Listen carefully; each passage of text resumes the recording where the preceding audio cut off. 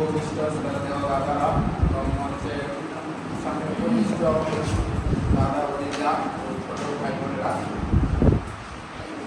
সকলের প্রতি আমার নমস্কার। আমি শ্রী অমিত রায় পরম করুণাময়ের অশেষ কৃপায় আজ 3 জুলাই 2026 শুক্রবার বিদ্যার্থী সংসদ বাংলাদেশ কর্তৃক ক্রমে আমি FCS রহমান সরকারি কলেজ শাখার সাধারণ সভাপতি হিসেবে দায়ভার প্রাপ্ত হয়েছে। আমি যেন এই দায়িত্ব সততা পরিষ্কার ও সুশৃঙ্খলভাবে পালন করতে পারি, এজন্য আপনাদের নিকট আশীর্বাদ প্রার্থনা করি।